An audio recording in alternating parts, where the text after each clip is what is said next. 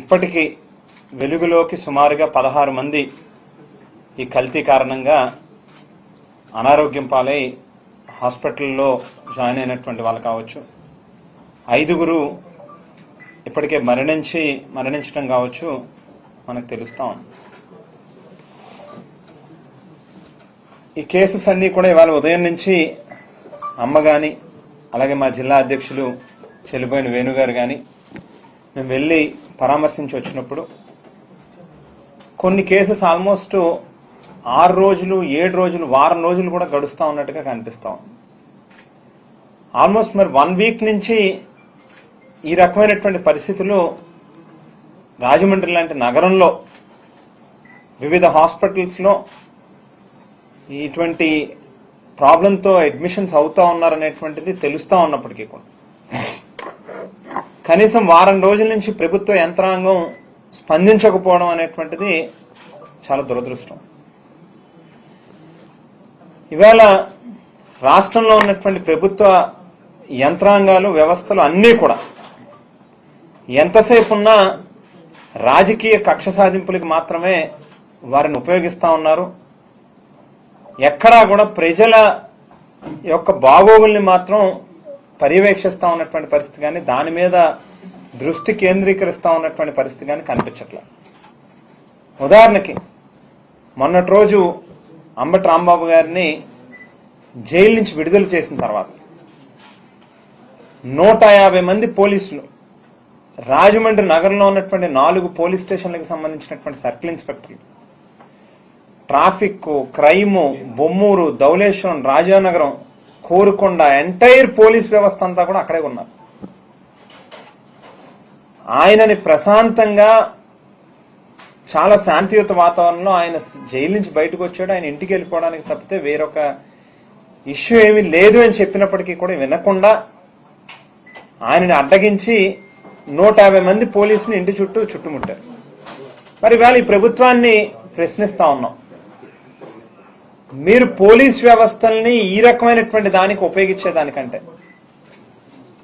పోలీసులు, ఎస్బీ కానీ, ఇంటెలిజెన్స్ కానీ వీళ్ళందరూ ప్రజలకి సంబంధించినటువంటి సమస్యలు ఎక్కడ ఉత్పన్నమవుతా ఉన్నాయి, వాటిని ప్రభుత్వం దృష్టికి తీసుకొచ్చుకునే దానికి ఉపయోగిస్తే మరి వారం రోజుల పాటు ఇటువంటి సంఘటన జరుగుతూ ఉన్నప్పటికీ కూడా మరి కళ్ళు మూసుకుపోయి ఉన్నటువంటి పరిస్థితుల్లో ఈ ప్రభుత్వం ఉంది. కాబట్టే పోలీస్ వ్యవస్థని, ఇంటెలిజెన్స్ వ్యవస్థని కక్ష సాధింపులకు ఉపయోగించడం తప్పితే ప్రజల సమస్యల్ని పట్టించుకునేదానికి ఉపయోగించట్లేదు అనేటువంటిది ఈ యొక్క వ్యవహారమే చాలా స్పష్టంగా మన కళ్ళకు కట్టినట్టుగా కనిపిస్తా ఉంది. నిజంగా ఒక్కొక్క పేషెంట్తో కానీ, పేషెంట్ అటెండెంట్తో కానీ మాట్లాడినప్పుడు చాలా బాధ అనిపించేటటువంటి పరిస్థితి. అనంతలక్ష్మి గారు ఇప్పుడే జిల్లా అధ్యక్షుల వారు మేము కలిపి ఆదిత్య హాస్పిటల్లో ఆ కేసు చూడడానికి వెళ్తే ఆమె ఇదిగోండి కరెక్ట్ గా ఒక 1 week back, 1 week 10 days back general checkup regular గా ఆమె 3 నెలలకి 4 నెలలకి ఏవైతే టెస్టులు చేయించుకుంటారో ఆ టెస్టులు చేయించుకున్నారంట. ఎక్కడ ఏ రకమైనటువంటి ప్రాబ్లము కూడా ఆమెకి హెల్త్ ఇష్యూస్ అనేవి ఏవి లేవు, అన్ని నార్మల్ గా ఉన్నాయి. ఇది ఏ ఇది తీసుకున్నా కూడా టెస్ట్ రిపోర్ట్స్ అన్ని కూడా చాలా నార్మల్ గా కనిపిస్తా ఉన్నాయి. జస్ట్ ఈ డేట్ 10వ తేదీ ఫిబ్రవరి నెల. ఈ రిపోర్ట్లు కూడా మీకు అందరికీ, పాత్రికేయ సోదరులు అందరికీ కూడా షేర్ చేస్తాం. ఈ రిపోర్ట్ వచ్చిన 3వ రోజు 4వ రోజుకో ఈ కల్తీ పాలు కారణంగా ఆమె ఎఫెక్ట్ అయ్యి లాస్ట్ ఈ 1 వీక్ నుంచి కూడా హాస్పిటల్లోనే డయాలసిస్ మీద క్రియాటినైన్ 3.6, యూరియా 120 పైన మెయింటైన్ అవుతా ఉంది. డయాలసిస్ చేస్తే, డైలీ డయాలసిస్ చేస్తే. మరి ఇవాళ వారం రోజుల నుంచి ఈ రకమైనటువంటి పరిస్థితులు ఉంటే ప్రభుత్వం ఏం చేస్తా ఉంది? ఈమె పాపం అనంతలక్ష్మి గారు మా ఎదురుగుండానే డాక్టర్ గారిని ప్రాధేయపడతా ఉంది. డాక్టర్ గారు చేతులు జోడించి మిమ్మల్ని వేడుకుంటా ఉన్నా, నన్ను ఏదో ఒకలాగా బ్రతికించండి అని చెప్పి. కానీ ఈ ఆదిత్య హాస్పిటల్లో ఉన్నటువంటి కేసు బల్లా అనంతలక్ష్మి గారు ఈ క్షణం వరకు కూడా కనీసం ప్రభుత్వం దగ్గర నుంచి ఒక్క అధికారి గాని ఒక ప్రజాప్రతినిధి గాని వెళ్లి వాళ్ళని పలకరించి మీకు ఏం కావాలి అని అడిగినటువంటి పాపాన్ని పోయిన పరిస్థితి లేదు.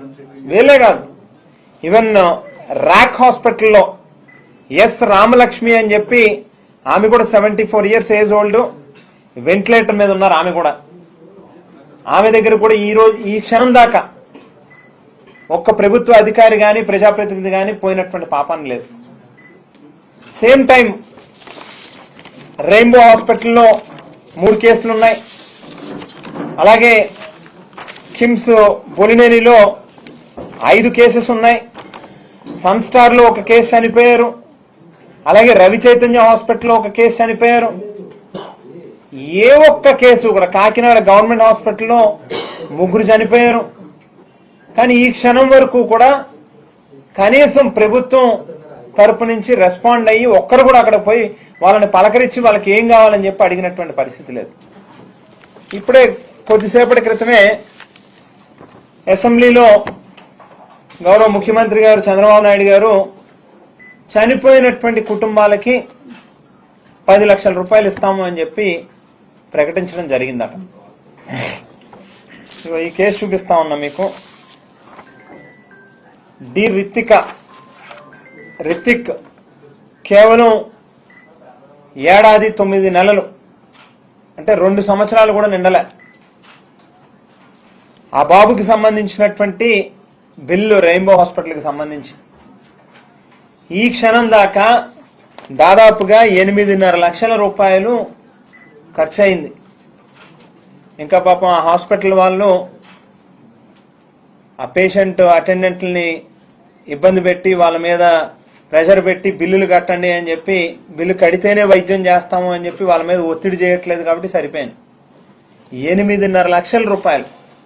వీళ్ళందరూ కూడా మనం చూస్తే ఇప్పటిదాకా మన నోటీస్కి వచ్చినటువంటి 16 కేసెస్ కూడా చూస్తే అందరూ మిడిల్ క్లాస్ ఫ్యామిలీస్, లేకపోతే బిలో మిడిల్ క్లాస్, లేదా బీపీఎల్ లెవెల్ కంటే కింద ఉన్నటువంటి వాళ్ళు, చిన్న చిన్న కుటుంబాలు, రెక్కాడితే గాని డొక్క అన్నటువంటి వాళ్ళు మామూలు రోజువారీ జీవితాన్ని గడపడానికే నానా పాటలు పడితే తప్ప వాళ్ళకి రోజువారీ ఆ కడుపు నిండే పరిస్థితి కూడా ఉండదు. ఒక్కొక్క కేసు కూడా వాళ్ళ ప్రతి హాస్పిటల్లోని కనీసం అంటే గడిచినటువంటి 4-5 రోజుల్లో 4 లక్షలు 5 లక్షల రూపాయలు బిల్లులు అయినాయి. తల తాకట్టు పెట్టో లేకపోతే ఇంకోటి చేసో తలకో కొంత కట్టో హాస్పిటల్ యాజమాన్యాలని ప్రాధేయపడో వైద్యం చేయించుకుంటా ఉన్నారు. చంద్రబాబు నాయుడు గారేమో ఏదో ముస్టేసినట్లుగా చనిపోయిన వాళ్ళకి 10 లక్షల రూపాయలు ఇస్తా అన్నాడు. బిల్లులేమో హాస్పిటల్ బిల్లులే 10 లక్షల రూపాయలు అవుతా ఉంటాయి. ఇప్పటికీ ఇంకా వైద్యం జరుగుతూ ఉంది. ఇంకా ఇదేం పూర్తి ఫైనల్ బిల్లు కాదు ఇది. సో ఇవాళ ప్రభుత్వాన్ని డిమాండ్ చేస్తా ఉన్నాం, తక్షణమే ఆరోగ్య శాఖకు సంబంధించినటువంటి మంత్రి కానీ లేక ప్రిన్సిపల్ సెక్రటరీయో కమిషనరో ఎంటైర్ వ్యవస్థ అంతా కూడా ఇమీడియట్ గా రాజమండ్రికి రావాల్సినటువంటి అవసరం ఉంది. జిల్లా ప్రభుత్వ యంత్రాంగం అంతా కూడా ఈ అంశంలోకి ఇంటర్వ్యూన్ అయి ఇప్పటిదాకా ఆ సోకాల్డ్ అడ్డాల గణేష్ అనేటువంటి వ్యక్తే కామన్ గా ఇక్కడ కనిపిస్తా ఉన్నాడు. ఎవరెవరైతే ఎఫెక్టెడ్ వాళ్ళు ఉన్నారో ప్రభుత్వం కూడా ఇప్పటిదాకా కేవలం 12 మంది మాత్రమే ఎఫెక్ట్ అయ్యారు, అందులోని 4 మాత్రమే చనిపోయారని చెప్పి చెప్తా ఉన్నారు. కానీ మా సోర్సెస్ లో 16 మంది ఎఫెక్ట్ అయినట్టుగా, ఈవెన్ పేర్లతో సహా మొత్తం పత్రికా సోదరులందరికీ కూడా పేర్లతో సహా ఇవ్వడం జరుగుతుంది. ఇప్పుడు ఇందులో గవర్నమెంట్ సైడ్ నుంచి ఉన్నటువంటి లిస్టుకి అదనంగా మల్లారెడ్డి రోహనియా అనే 5 నెలల పాప రెయిన్బో హాస్పిటల్లో డయాలసిస్ మీద ఉన్నారు. ఎస్ రామలక్ష్మి అనే 74 సంవత్సరాల పెద్దామె ర్యాక్ హాస్పిటల్లో ఉన్నారు.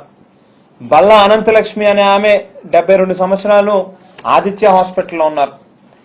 బి కనకరత్నం చనిపోయినటువంటి వాళ్ళల్లో ఈ కేసుని యాడ్ చేయలే, కాకినాడ జీజీహెచ్ లోనే చనిపోయారు. ఈమె కూడా చౌడేశ్వర్ నగర్ లోనే రెసిడెంట్, ఈమె కూడా కామన్ పాయింట్ ఏదైతే ఆ అడ్డాల గణేష్ అనే వ్యక్తి దగ్గర నుంచి పాలు విక్రయిస్తా ఉన్నారో ఈ కనకరత్నం గారు కూడా మిల్క్ ఆయన దగ్గర నుంచి ఆ గణేష్ దగ్గర నుంచే తీసుకుంటా ఉన్నారు.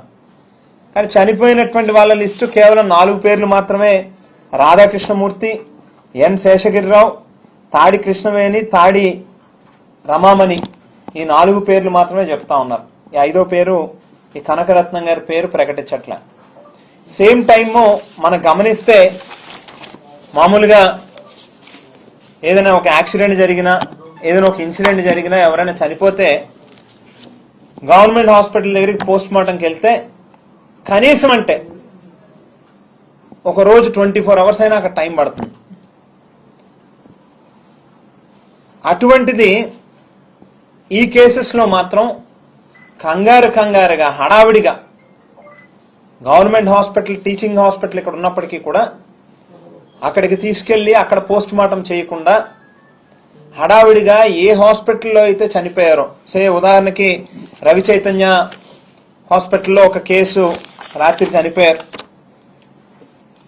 వాళ్ళు స్వరూప్ నగర్ నివాసులు, రాధాకృష్ణమూర్తి గారు 74 సంవత్సరాలు.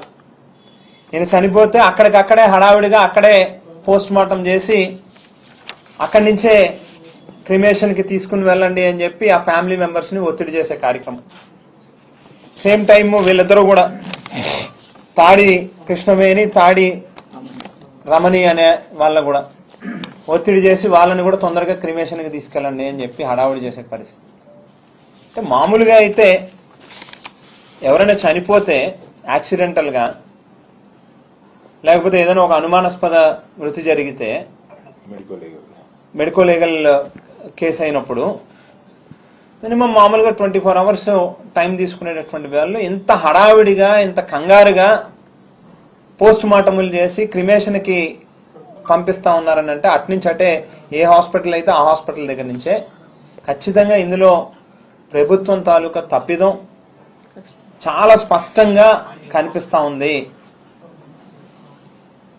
ఈ క్షణం దాకా కూడా సోర్స్ ని ప్రాపర్ గా డిటెక్ట్ చేసి అసలు మిల్క్ ఎట్లా కంటామినేట్ అయ్యింది, ఏ రకంగా అడల్టరేషన్ అనేటువంటి జరిగింది, అందులో కలిపినటువంటి, ఎందుకనంటే ఇప్పటిదాకా మేము హాస్పిటల్స్ దగ్గరికి వెళ్ళినప్పుడు డాక్టర్లతో మాట్లాడినప్పుడు సోర్స్ ప్రాపర్ గా కావాలని మనకి అసలు మిల్క్ లో ఏం కలిసింది, వాళ్ళు ఏం కలిపారు అనేటువంటిది తెలియాలి. మనకి తెలిస్తేనే అది బ్యాక్టీరియల్ గా ఇన్ఫెక్ట్ అయిందా లేకపోతే ఏ రకంగా ఇన్ఫెక్ట్ అయింది అనేటువంటిది మనకు తెలుస్తుంది. అప్పుడే మనం ప్రాపర్ గా మెడికేషన్ అనేటువంటిది కరెక్ట్ గా ఏ ప్రాబ్లం అయితే దానికి సూటిగా మెడికేషన్ అనేటువంటిది ఇవ్వగలుగుతాం. ఈ క్షణం దాకా కూడా ఎక్కడ మనకు సోర్స్ అనేటువంటిది గవర్నమెంట్ సైడ్ నుంచి మనకు తెలుస్తా ఉన్నటువంటి పరిస్థితి లేదు అని చెప్పి చెప్తా ఉన్నారు. సో ప్రభుత్వాన్ని డిమాండ్ చేస్తా ఉన్నాం, ఏదైతే మీరు ప్రకటించినటువంటి 104, 106 కుటుంబాలకి ఇదే ఈ గణేష్ అనే అతనే మిల్క్ సప్లయర్ అని చెప్పి చెప్తా ఉన్నారు. ఆ 106 కుటుంబాలని ఇమీడియట్ గా ఐడెంటిఫై చేసి వాళ్ళకి చేయాల్సినటువంటి టెస్టులు ఏవేవైతే చేయాలో ఇమీడియట్ గా గవర్నమెంట్ ఆ బాధ్యత తీసుకుని ఆ టెస్టులను చేయించాలి. అదే రకంగా ఏ హాస్పిటల్లో అయితే వైద్యం తీసుకుంటా ఉన్నారో ఆ వైద్యం తీసుకుంటా ఉన్నటువంటి వాళ్ళందరికీ కూడా ₹1 కూడా వాళ్ళ మీద భారం పడకుండా ప్రభుత్వమే మొత్తం ఆ బిల్లులన్నింటినీ కూడా చెల్లించాలి. హాస్పిటల్ యాజమాన్యాలకి తక్షణమే గవర్నమెంట్ సైడ్ నుంచి డైరెక్షన్ ఇవ్వాలి. ₹1 కూడా వాళ్ళ దగ్గర నుంచి కట్టించుకోవద్దు, ఎంత ఖర్చు అయినా కూడా ప్రభుత్వమే భరిస్తుంది అనేటువంటి మెసేజ్ హాస్పిటల్ మేనేజ్మెంట్లకి ఇవ్వాలని చెప్పి కూడా డిమాండ్ చేస్తా ఉన్నాం. అదే రకంగా చనిపోయినటువంటి వాళ్ళకి ఏదో ఊరికినే చేతులు దులుపుకుంటూ 15 లక్షల రూపాయలు ఇస్తామనంటే కుదరదు. ఖచ్చితంగా చనిపోయిన ప్రతి కుటుంబానికి కూడా పెద్ద మొత్తంలో కాంపన్సేషన్ ఇచ్చి తీరాలి ఈ ప్రభుత్వం. లేకపోతే ఆ బాధిత కుటుంబాల తరఫున ఉద్యమానికైనా కూడా సిద్ధమవుతాం వైఎస్ఆర్ కాంగ్రెస్ పార్టీ తరఫున అని చెప్పి కూడా ఈ సందర్భంగా తెలియజేస్తూ, చివరిగా రాష్ట్ర ప్రభుత్వానికి సంబంధించినటువంటి ఫారెన్సిక్ ల్యాబుల మీద మాకు ఏ రకమైనటువంటి నమ్మకం అనేటువంటిది లేదు. ఎందుకనంటే వీళ్ళకి కావాల్సినటువంటి కథలు అల్లుతారు, ఉన్నది లేనట్టుగా లేనిది ఉన్నట్టుగా ఏ రకంగా వీళ్ళు మోసాలు చేస్తారో తిరుపతి లడ్డూకి సంబంధించినటువంటి అంశంలోనే మనం చూసాం.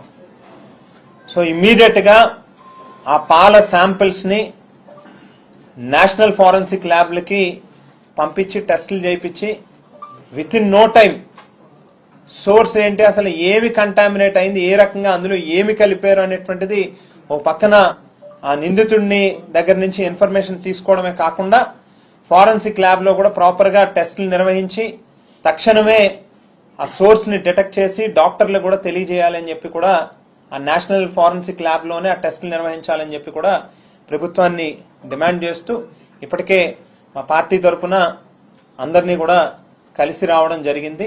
ప్రతి కుటుంబాన్ని కూడా పేషెంట్ అటెండెన్స్ ని అందరినీ కూడా కలవడం జరిగింది. చనిపోయినటువంటి కుటుంబాల ఇళ్ల దగ్గరికి కూడా మా జక్కంపూడి విజయలక్ష్మి గారు వెళ్లి పరామర్శించి రావడం కూడా జరిగింది. సో చనిపోయినటువంటి వాళ్ళకి హాస్పిటల్లో ఉన్నటువంటి వాళ్ళకి కూడా వైఎస్ఆర్ కాంగ్రెస్ పార్టీ తరఫున కూడా స్థానికంగా ఉన్నటువంటి మా నాయకులు అందరం కూడా వాళ్ళకు కూడా కొంత ఆర్థికంగా సాయం చేసేటటువంటి కార్యక్రమం కూడా చేస్తామని చెప్పి సందర్భంగా తెలియజేస్తాం. గవర్నమెంట్ ఆర్గనైజేషన్స్ ఫెయిల్ అవడం వల్ల ప్రైవేట్ హాస్పిటల్కి వెళ్లాల్సి వచ్చింది. రాయగఢలో ప్రభుత్వ ఆసుపత్రి కానీ ఈవెన్ కాకినాడలో కానీ కనీసం బాధ్యతలు చూసే పరిస్థితి లేదు. అందుకే ప్రైవేట్ హాస్పిటల్కి వెళ్ళాల్సి. ఇప్పుడు ఇందాక అదే చెప్పబోతున్నాను. ఒక పాయింట్, వారం రోజుల నుంచి ఇన్సిడెంట్ జరిగితే ఇంటెలిజెన్స్ వ్యవస్థ ఏం చేస్తా ఉంది? నిద్రపోతున్నారా? లేకపోతే అంబటి రాంబాబు మీద ఏ రకంగా కేసులు పెట్టాలి, మిథున్ రెడ్డి గారి మీద ఏం కేసులు పెట్టాలి, లేకపోతే వైఎస్ఆర్సీపీకి సంబంధించినటువంటి ఇతర నాయకులు ఇల్లు ఏ రకంగా దగ్ధం చేయాలి, పోలీసు వాళ్ళని దగ్గర కూర్చోబెట్టి ఇళ్లని దహనం చేయించాలనేటువంటి దాని మీదే దృష్టి ఉంటుంది వీళ్ళకి. ఇంటెలిజెన్స్ వ్యవస్థ పూర్తిగా పడుకుంది. ఇంకా కక్ష సాధింపులకు తప్పితే రెండవ పనే లేదు. రెండవది, పోనీ గత 2-3 రోజుల నుంచి కూడా గవర్నమెంట్ ఆఫీసర్స్ కి అందరికీ కూడా తెలుస్తా ఉంది ఈ విషయం. తెలిసినప్పుడు ఇప్పటిదాకా ఒక్క అధికారి కూడా ఏ హాస్పిటల్ కి వెళ్లి పేషెంట్ అటెండెంట్ ని కలిసి మేము మీకు అండగా నిలుస్తాం, వైద్యానికి ఖర్చు అయ్యేదంతా కూడా మేమే చూస్తామని చెప్పి హాస్పిటల్ మేనేజ్మెంట్లకి డైరెక్షన్ ఇచ్చినటువంటి పరిస్థితి కూడా లేదు. ఒక్క లోకల్ ఎమ్మెల్యే గాని లోకల్ పబ్లిక్ రిప్రజెంటేటివ్స్ గాని ఈ క్షణం దాకా కూడా, మీ పాత్రికేయ సోదరులు అందరికీ కూడా తెలుసు, ఒక్కరు కూడా వెళ్లి ఈ రోజు దాకా కూడా రెస్పాండ్ అయినటువంటి పరిస్థితి లేదు. కాకపోతే జగన్మోహన్ రెడ్డి గారు పదే ప్రభుత్వమే గవర్నమెంట్ మెడికల్ కాలేజీలని నిర్వహించాలి, వాటి నిర్మాణాన్ని గాని వాటి నిర్వహణ గాని ప్రభుత్వమే చేపట్టినప్పుడు మాత్రమే పేదవాడికి కష్టం వచ్చినప్పుడు అవసరం వచ్చినప్పుడు అవి అండగా నిలుస్తాయనేటువంటి మాటని పదే చెప్తా ఉన్నప్పటికీ కూడా వాటిని పెడచెవిని పెట్టి ప్రైవేటైజేషన్ చేస్తాము అని చెప్పి చెప్తా ఉన్నారు ఇవాళ. మరి ఇవాళ ఈ ప్రైవేట్ హాస్పిటల్లో ఒక్కొక్క హాస్పిటల్లోని 4-5 లక్షలు 5-6 లక్షలు 7-8 లక్షలు ఖర్చు అవుతా ఉంది. ఎవరు భరిస్తారు ఇట్లా? వాళ్ళందరూ కూడా వాళ్ళ కడుపు నింపుకోవడం, లేకపోతే వాళ్ళ 5 ఏళ్లు నోట్లోకి వెళ్లడమే గగనం కింద కష్టపడితే తప్ప వాళ్ళ కడుపు నిండే పరిస్థితి ఉండదు. అటువంటి వాళ్ళకి వాళ్ళ 5-6 లక్షలు 7-8 లక్షల రూపాయలు ఈ బిల్లులు ఎవరు చెల్లిస్తారని చెప్పని అడుగుతా ఉన్నాం. అందుగురించే గవర్నమెంట్ ని టీచింగ్ హాస్పిటల్స్ ఏవైతే జగన్మోహన్ రెడ్డి గారు ఈ రాష్ట్రంలో కొత్తగా 16 మెడికల్ కాలేజీలు నిర్మాణం చేయాలి అని చెప్పి ఓ గొప్ప సంకల్పంతో చేపట్టారో, దయచేసి ఇప్పటికైనా చేతులు జోడించి ప్రభుత్వాన్ని ప్రార్థిస్తా ఉన్నాం, ఆ హాస్పిటల్స్ ని గవర్నమెంటే నడిపేటట్టుగా చేయండి. ఎప్పుడైనా ఇటువంటి అనుకోని సంఘటనలు జరిగినప్పుడు ఎక్కువ మందికి 25 మంది 30 మంది 50 మంది ఎఫెక్ట్ అయినటువంటి పరిస్థితులు వచ్చినప్పుడు గవర్నమెంటే యంత్రాంగం అనేటువంటిది, గవర్నమెంట్ మెకానిజం అనేటువంటిది స్ట్రాంగ్ గా ఉన్నప్పుడు ఈ రకంగా ప్రైవేట్ హాస్పిటల్స్ మీద డిపెండ్ అవ్వాల్సినటువంటి పరిస్థితి ఉండదు.